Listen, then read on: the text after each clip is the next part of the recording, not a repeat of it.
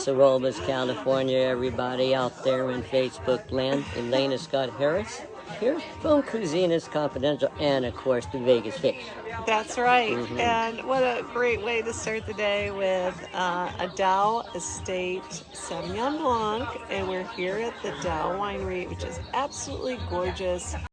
This time on Cuisineist Confidential, we take flight high above Temecula wine country with California Dreamin' Hot Air Balloon Adventures. Welcome back to part 2 with Elaine and Scott Harris, king and queen of content on food, drink, and travel. Their Cuisineist is ranked number 37 of the top couple travel websites and blogs to follow in 2021, according to FeedSpot. Today, they take us to Switzerland, Ireland, NOLA, and the California coast. Make your travel plans and hear how to see the world as a travel writer. I want to hear more about Switzerland. I love Switzerland. Yes. We were fortunate enough to have been there 4 times in 6 years. We've been together every time except for once, and Elaine will tell you about that. But how sometimes, if you want to be a traveler, it's a perfect example of what Elaine said. You show up, we almost didn't get to go at all, neither one of us. I got invited.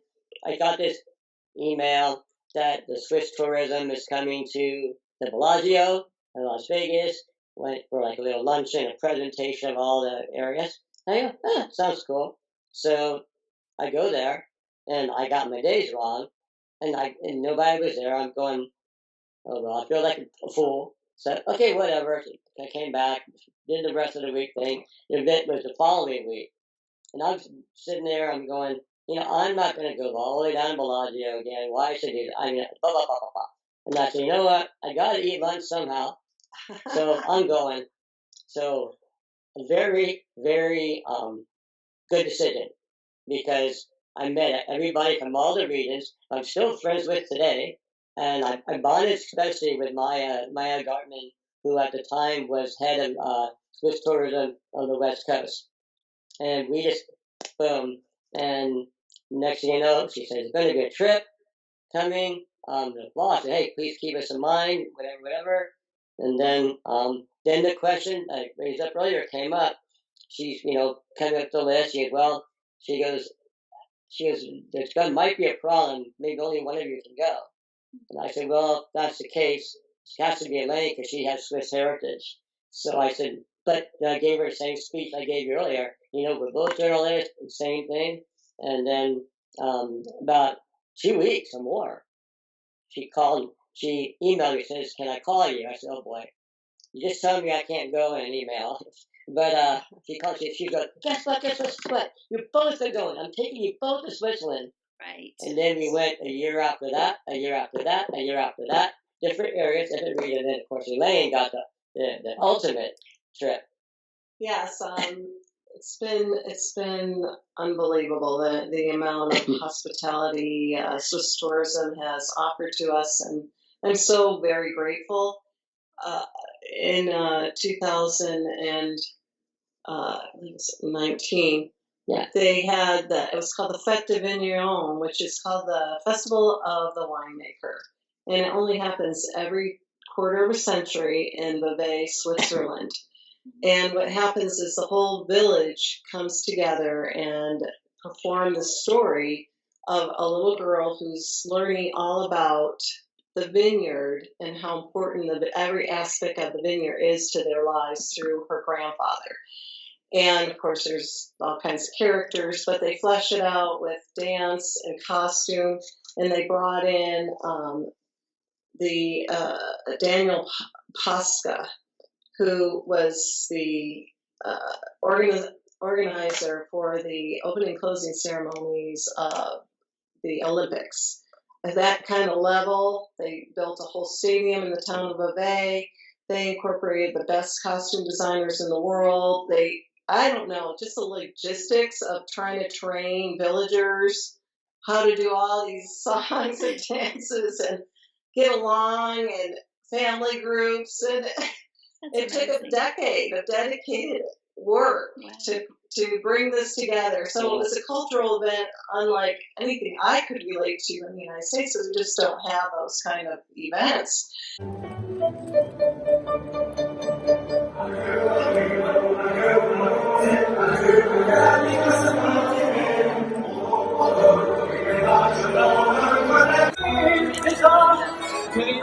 silence, une réflexion avant sans examen.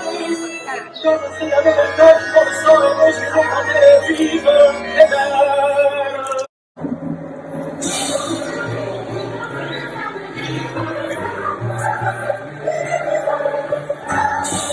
So watching that, I was so deeply moved. It's so emotional. Like people are, they sing their songs. They're in tears. You know, like it's just that wells up this pride and love and enthusiasm for their heritage that I don't know. I was just blown away. Truthfully, it was just an extraordinary, life-changing event. But not only that, but to be there, there were 7 journalists from the United States selected, and I was grateful to be part of that. And not only that, but we got to do some side excursions. I got to experience the Glacier Express Elite class, which they had just rolled out, which is a $2,500 trip through the Alps, like a 5-hour dining trip. So you can imagine it's all very high-end, very luxurious. I was able to do that. I was able to take a snowcat up on a glacier field that trip. I was able to go to St. Gallen, which a lot of people don't know is the hub of haute couture in the world outside of Milan, where they design fabrics for all the catwalks and models in the world, which a lot of people don't know that about that little village. And also they do just incredible materials for the health professionals, like all the stuff that any kind of emergency worker would use. They develop all the materials there in that little town, plus the history. It was really a privilege that I am in awe that I was able to go and experience that. And I had wished I could bring my husband on that, but we were conversing constantly via social media and making sure that we were keeping everybody going. I actually reset my clock my whole life to convert to Swiss time. And so, because it's kind of cool, because I was actually doing social media live at her dinner, a 20-cent 3-course Michelin dinner. Yeah, that was another thing I got to do. Yeah, so I was with her. One of your top health resorts in Switzerland called Bad Ragaz, which is about the waters, the thermal waters there, world famous. But they invited me to go to a restaurant there and experience this incredible Michelin restaurant. And the stuff you can't make up, these opportunities, they're you can't put a price tag on that at all. Yeah. You know? Yeah. And those are the kind of things that you just are really. I step back and go, wow, this is got to be the best gig in the whole world. Like, I feel so unbelievably grateful to be able to experience even an iota of this, but also to meet all these incredible people, souls all over the world, to partake of that. And that's why we keep doing it, because it does just fuels your passion, your soul within you, and you have that connection that is way more than just us four and no more. That's what I would say to anyone that lives in the United States: get out and travel. Right. I know that we're just starting to again, but I think it's opening up, but even there, try something different instead of just going visiting the same relative every summer. Right. And we're always grateful. I always tell people, we've been on trips, I'm sure you have, and there's some journalists that don't know why we've been on the trip. But it's like, we're always very grateful, and we're very humbled to be there. We don't go into, this room is not acceptable, or this I don't like this bed, it's blah, blah, blah. Nope. We're grateful to be there and thankful to be there. And I think, and people that gets noticed, and that's another tip. Yeah, gratitude goes a long way. It does, and Switzerland. So I had never traveled to Europe until I was an adult teacher, and I would go with student groups. And I guess the first time I went to Switzerland was on the first trip back in the early 90s, and we stayed in the Alps above Lake Lucerne. And I Okay. just remember waking up and hearing cowbells. You couldn't see Mhm. the cows, but you could hear the bells, and the snow, and the air was so clean and crisp. And I remember that's one of the first times in my adult life that it occurred to me, because I grew up in a small town in Kentucky, and it just hit me that, people can live where they want to. I mean, I kind of, when you grow up in the South and it's sort of an agrarian culture, it's like, well, you don't go far from your family. Right. But and just to be able to travel, and I know a lot of people say, well, it's a once in a lifetime thing to go to Europe. And had it not been for going with students, that was one thing that being a teacher introduced me to that world. But, for me, it was addictive, but I'm always so grateful. I mean, it's not like, I'm always thinking, I just want to go and learn more and see more and meet more people. And the world is great. And, that was the first time in my life, the early 90s, I'd ever slept under a down comforter. And, I think I've slept under a down comfort the rest of my life. I mean, even now, Right. in the heat of summer, I'll turn the air down just so I can have my down comforter. But in those days, Nutella wasn't here yet, Right. just little things like that. And, we stayed in this, the hospitality of the wait staff and just the way they did things was so upper class. And this is for a bunch of students, but they took great pride in what they did. And it was... It's such a great country. It's that, it's just different regions, as you know. You go from Swiss German to France in like a 20-minute train ride. Yeah. I think I love that because you experience, the French-speaking part of Switzerland is pretty much the same French they speak in France, pretty much. Yeah. But Swiss German and German, they have a little no, say it this way. So it's kind of fun, but good morning, Mr. Harris. Good morning, Mrs. Harris. When we were in Zurich, and I was like, okay, cool, but they knew everybody's name that comes down for breakfast, which is really nice. Yeah. So you guys also did a trip to Ireland, and I love Ireland. Tell me a little bit about that. Well, that's another trip. That's probably the quickest trip invite and a travel we've done our whole career. Elaine was in Dallas with her family. It was Thanksgiving. And he calls me and goes, do you want to go to Ireland? And I'm like, she said, when? What? You're like, tomorrow? What are you talking about? He goes, like, in a week. Right. I went, of course I want to go to Ireland. Yeah. They go, you want to come over and experience, the Christmas season in Ireland? I said, well, yeah. First of all, I'm Scottish-Irish. So I'm like, yes. So I said, okay, well, when is it going to be? She told me. I go, okay, that's 9 days, 8 days from now. That's short notice for an international trip. Yes. And we said, okay. I said, like we said earlier, yes. We'll figure out everything else later. Absolutely. I called Elaine. She goes, okay, you get back from Dallas. You're here for 3 days and we're gone. But it was it's one of my favorite countries. They actually like Americans there. They do. And I found out why. Is that when Ireland broke away from the UK and they became the Republic of Ireland, the United States was the first country in the world to recognize it as their own independent republic. And they never forgot that. They love us. They love us there. They love us there. Well, just for one, it really is Emerald Isle. I mean, it's so lush and green. And in fact, it was, December, and I bought all these heavy clothes, but really it's semi-tropical. It wasn't that cold. I mean, it did get a little chilly, but the history alone, especially that they had opened the Immigration Museum, which I think everyone should go see if you have Irish heritage, because so many of the people that came to the United States have that background, have that heritage, including, I don't know how many of our American presidents. A lot, quite a few. Right. But it's a very interactive, high-tech museum, and I think it opened in 2015. Mm-hmm. But that's definitely worth seeing. And, of course, the historical buildings. But one of our highlights is that we got to go to the Christ Church, which I believe is over at, 1,000 years. So it's got to be I don't know, very, something very ancient. And go up to the bell tower and ring the bells over the city of Dublin.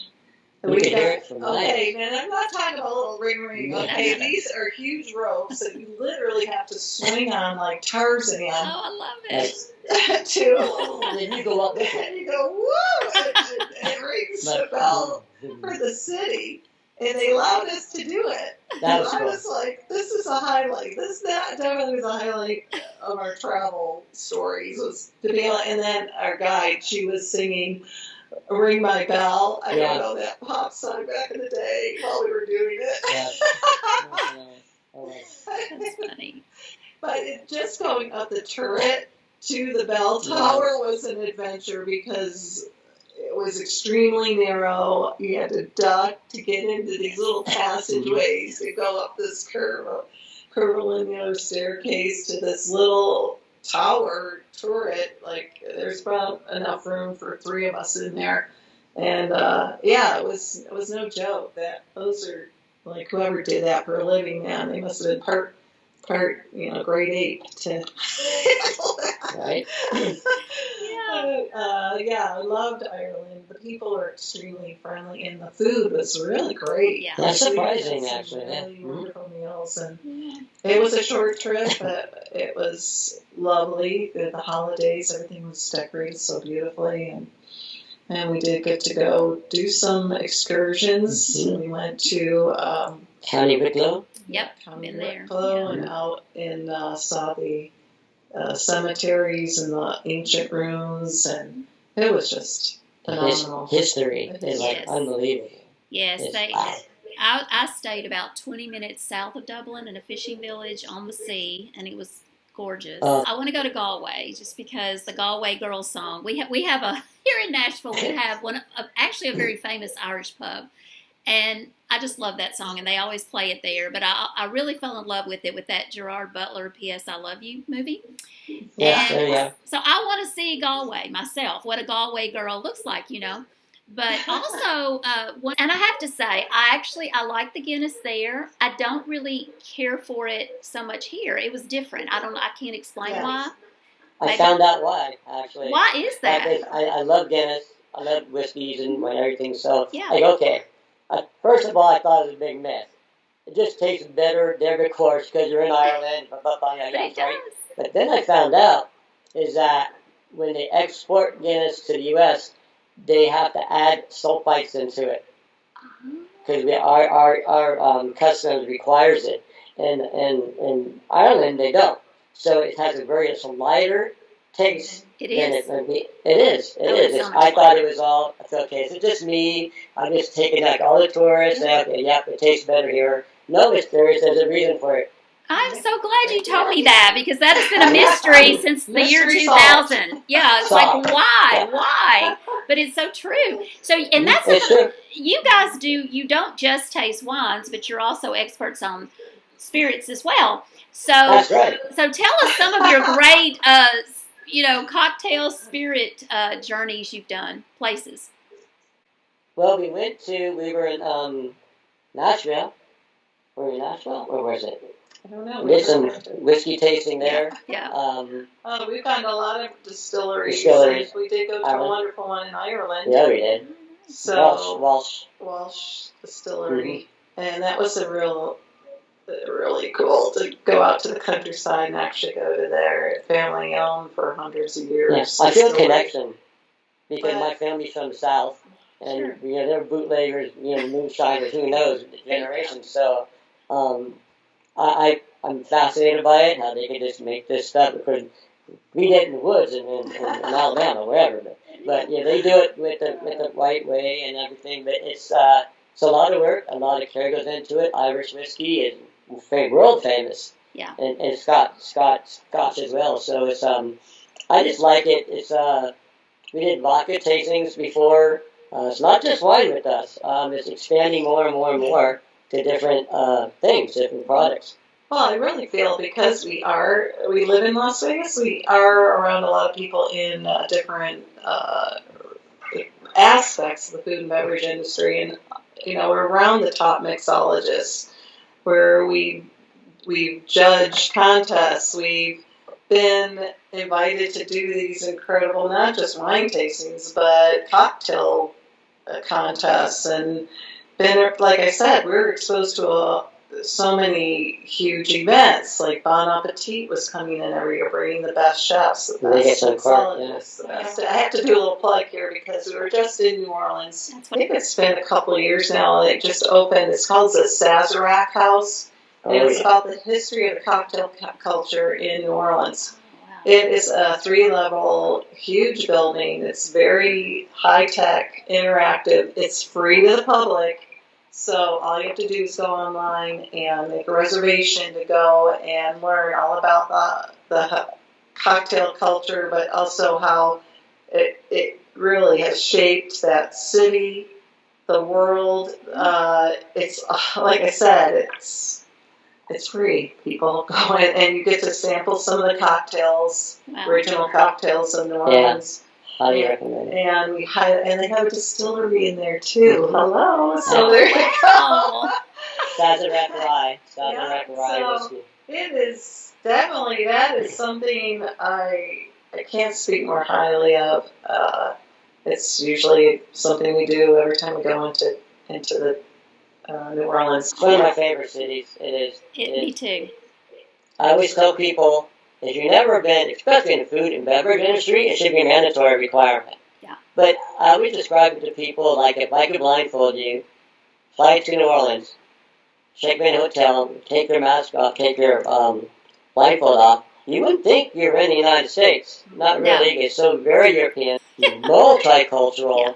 All kinds. You got Creole, you got Cajun, you got French, you got English. And you go on the tours with Korean. It's amazing, and the history. They celebrated their tricentennial a few years ago. So that's older than our country, that city, older than the United States. And Antoine's restaurant, who we know the owners very well, has a new executive chef, Chef Rich Lee. Actually came here not long ago. We took him to lunch. Last Wednesday. Last Wednesday. He came to Vegas for the first time with his wife, and we had the distinct opportunity and pleasure to host him for lunch, which was really neat. That's one of the things that happens in this game, is you get to build personal relationships. I always say, if you're seriously in the industry, or you just want some depth of knowledge, you have to experience New Orleans, especially the dining. The restaurants that are over 100 years old, like Arnaud's, Galatoire's. Antoine is 181. Yeah. I saw your video there. You can't really describe it. Yeah. And unless you go and experience, it's like going back to the 1920s, the kingback chairs, the tile floor, the ceiling. I mean, you really do feel like you're in Paris or somewhere else.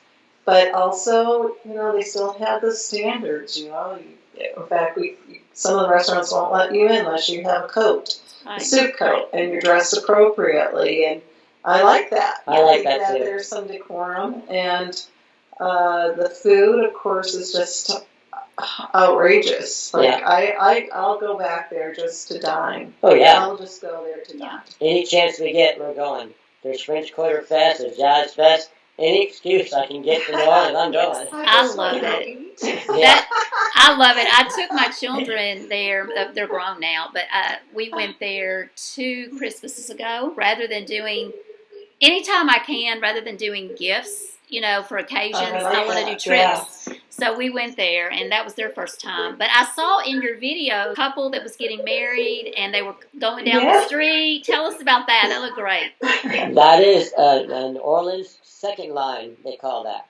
We were outside of Lafitte's, the oldest bar in the country, founded in pirate days.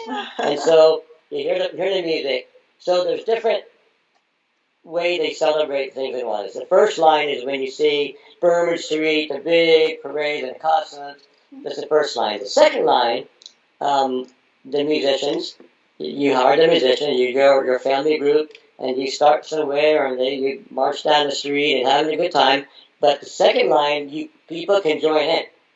So you can just jump in the back of the lines, and you become part of the party. It's fun. So it's like random people, yeah, count me in. And they have a band. You create your own parade, your basically. own parade, pretty much. And Yeah. that to me is New Orleans. It's Yeah. like there's a parade on every corner. Any There's excuse. a party happening. There's great food, of course, the jazz, the music, like I said, I feel like you're transported to a whole other universe. And the room at Antoine's wonderful. that we had lunch in with Chef Lee, he cooked for us. It's called the 1840 room, and it's ornately decorated. But on one wall, I noticed up there's recipes up there from the very first. All those handwritten, not recipes on menus. But the cool thing is that Rich Lee told us, I cannot wait. It's another excuse to go back. I guess they were up in the attic of Antoine's, a whole bunch of stuff up there, but they found original recipes from over 100 years ago. Oh, wow. So he's sorting through them and trying to see what can he do to create. Can he recook them exactly? Some ingredients, we don't know we even have that. So I asked him, I said, so is it like a pinch of this, a pinch of that? He goes, some of it, but some is also very finely measured. So I cannot wait. But also, some of us just like, number 7 tin can. Yeah, this, whatever. Right, that doesn't even exist anymore. Right.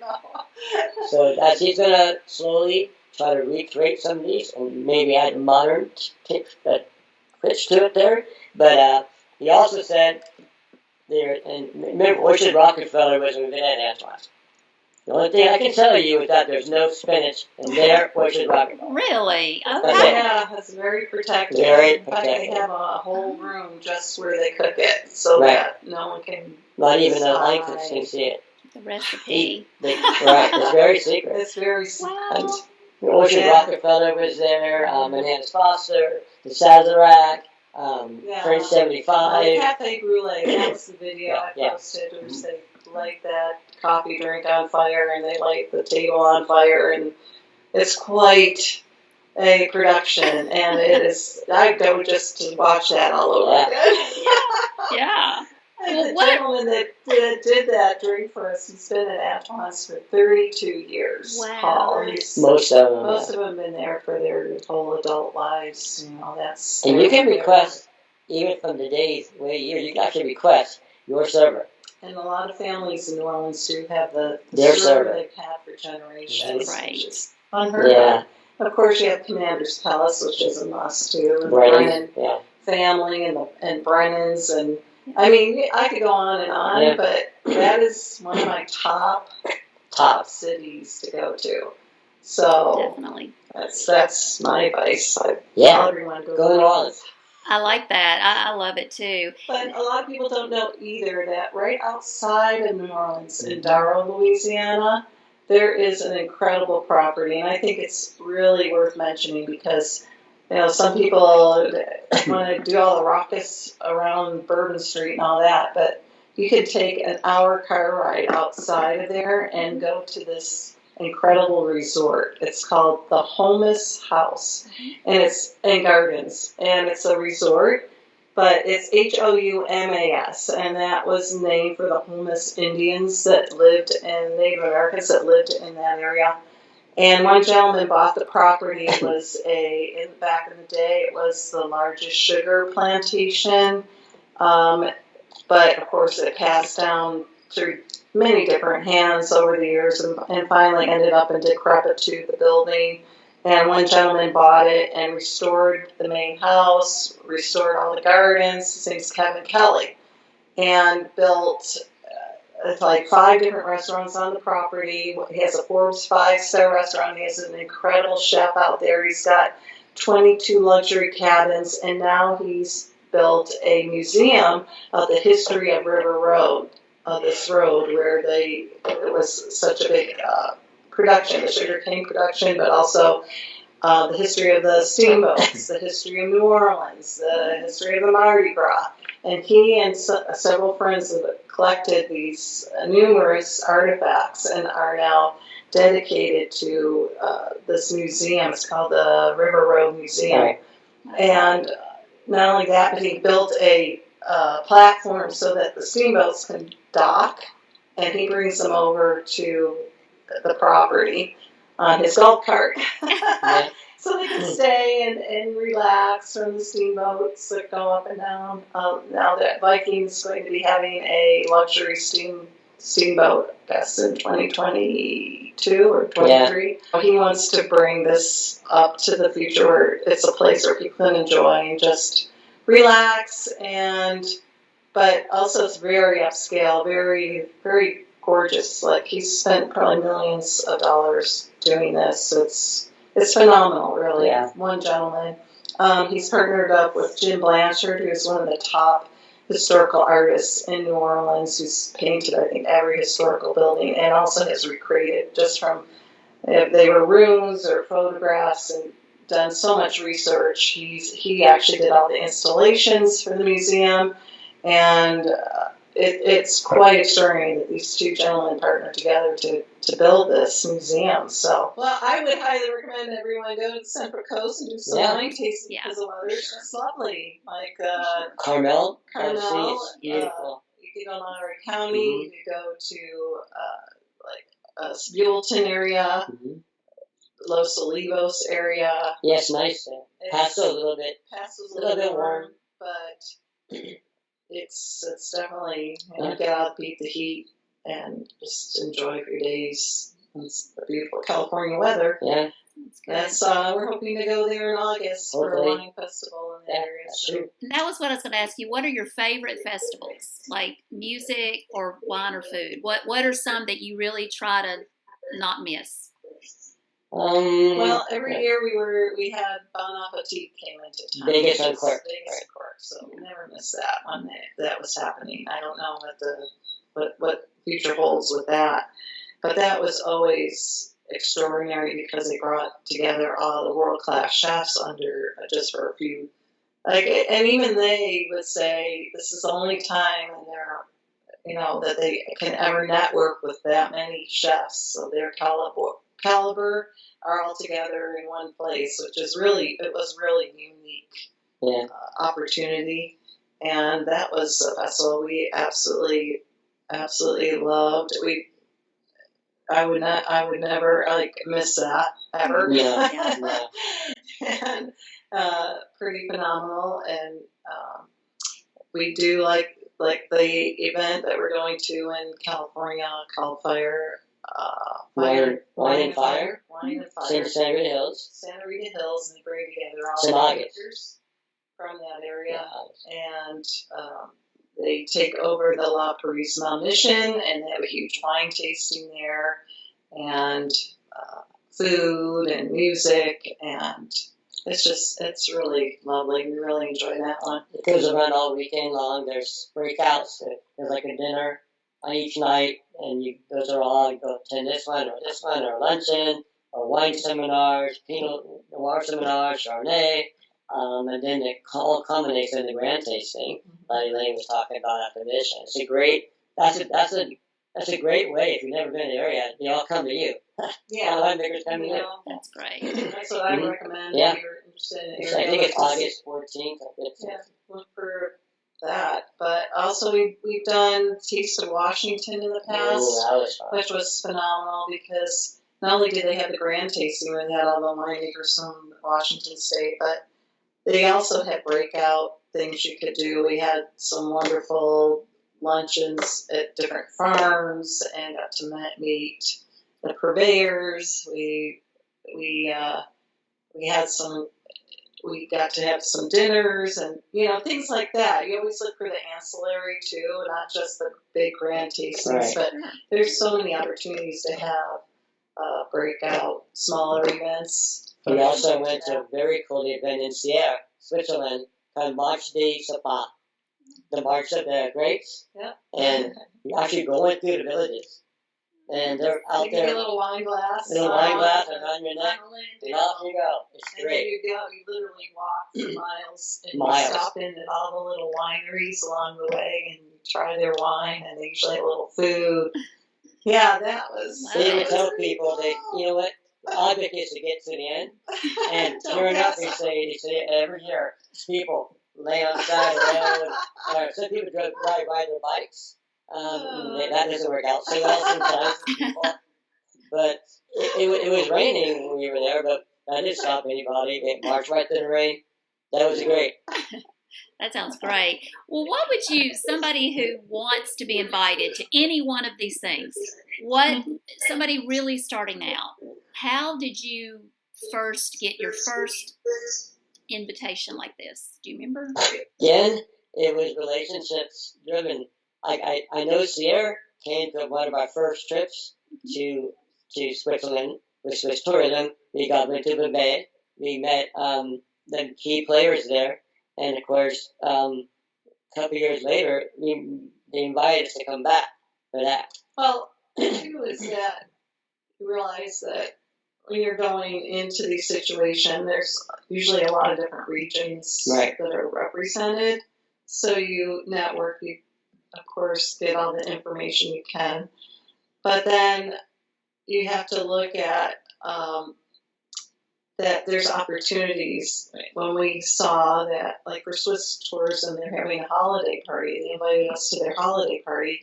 And yes, it was the Swiss consulate in Beverly Hills. Wow. But we felt it was worth our time and effort to get a hotel room close by and go to that party. Well, at that party, surprisingly, I met a gentleman representing Crans, Montana, Switzerland, who has the same last name as my great-grandfather, which is an unusual name. So, Of course, I introduced myself to him.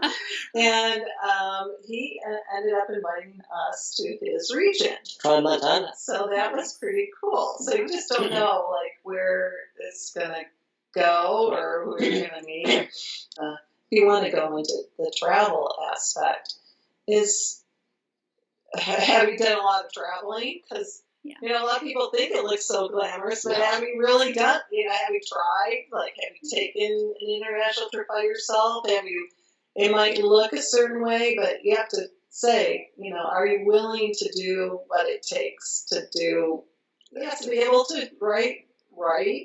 And I know there's apps and things that can help you with that, but you have to be able to tell a story.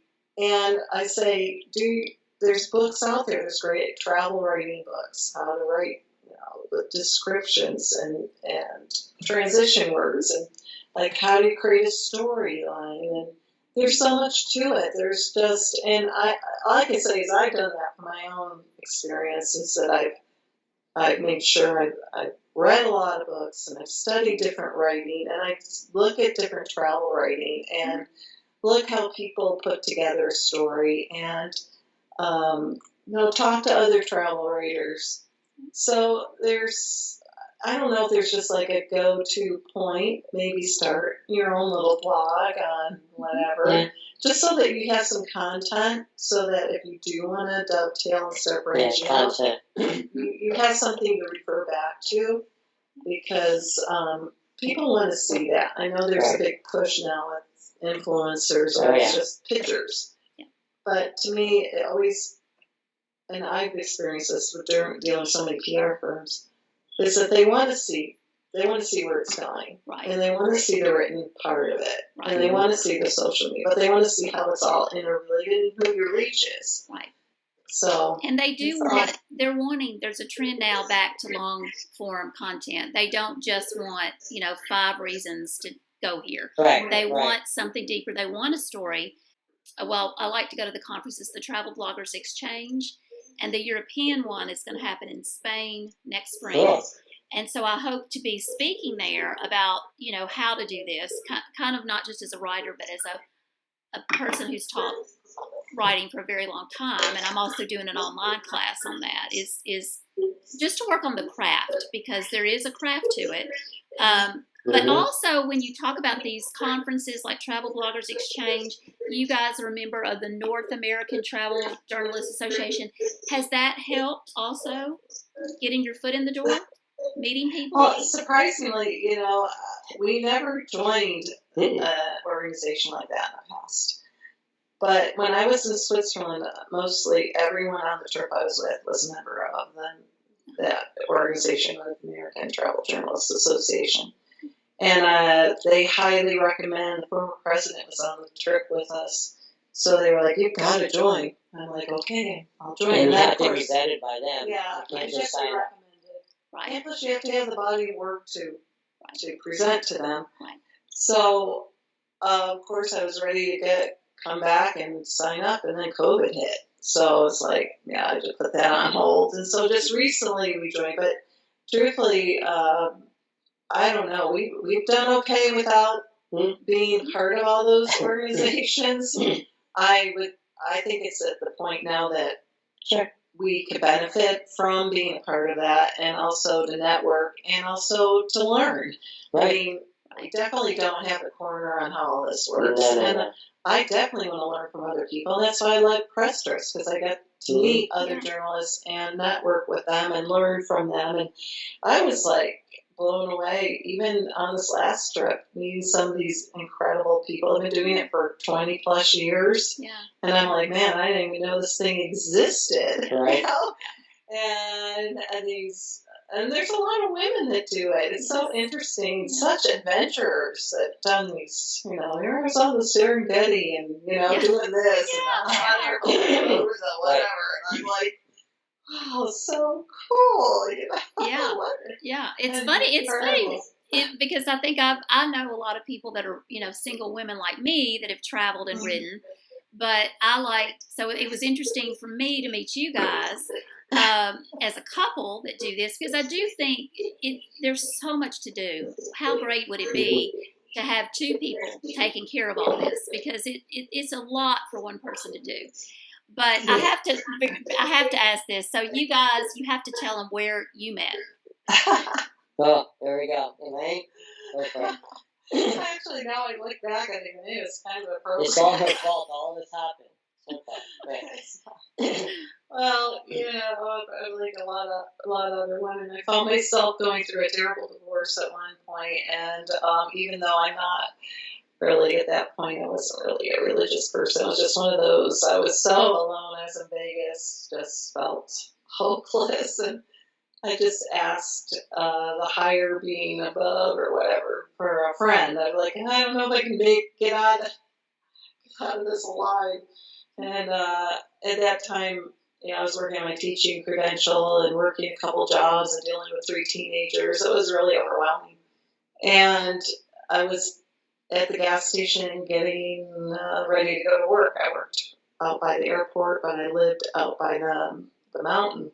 So it was quite a, 45-minute drive. So I went to pay for it, and Scott was behind me in line, and I started talking to him, and he just seemed like such a lively, effervescent kind of person. I was like, oh, what a nice personality. So his truck was parked next to mine, and we started talking. He had just moved from Miami, and he asked me what I did, and I told him I was getting a teaching credential for Nevada, and his mom was a teacher, veteran teacher, and his aunt just got her PhD from the university I was working at part-time at a satellite campus. So I thought, well, we have a lot in common, so I asked him out. I still have a card. Remember this? Yeah. I like that. Hey, let's go and have a drink sometime. Yeah. Both of us were not, believe me, we were not involved in either. He was a paramedic at the time, and I was just trying to survive, I guess. Yeah.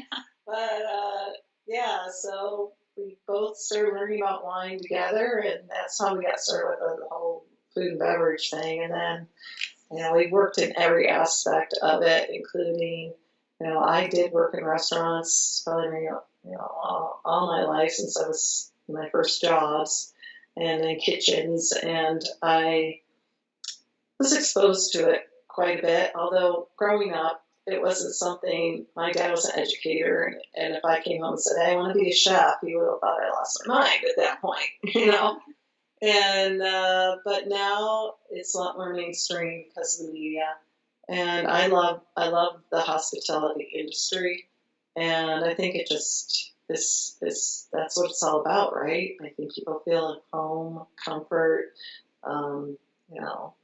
peace and ease, and that's what we hope to bring to people. That there's this connection between people, and it's universal. And I think that it's important that we build bridges, especially nowadays. to understand, to have empathy, to learn. You know, some parents, I mean, you're going to become a doctor, you're going to become a stockbroker, but actually, inside, you want to be a Broadway star. And then it always sticks with you.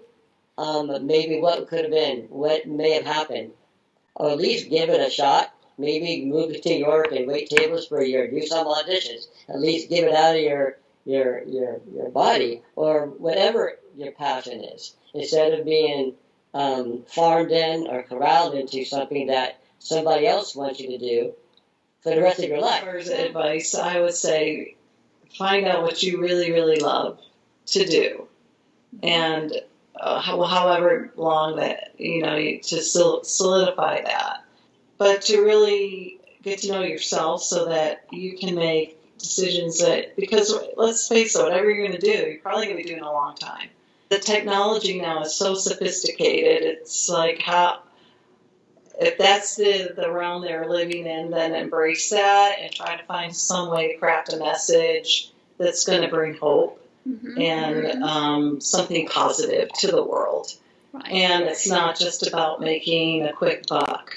It's really about quality of life in the long run, and building relationships with other people, and actually put your phone down once in a while and talk to somebody. Learn how to speak to someone face to face. I think it's really about following inside here, because I think when you're young, you're always, you're impressionable. You're kind of at the mercy of whatever your family origin is and what they've done and what they've done for years, or how they perceive things. But even if it's a little thing, like you get involved in community theater because you like music, or if you love to paint, get involved in a community art mural or whatever, start getting yourself out there in different ways, volunteer, do things that that bring you more fulfillment inside. Well, guys, thank you so much for being here. This has been great. It's been so good to see you again, and you've given us a lot to think about and some fun things to plan. So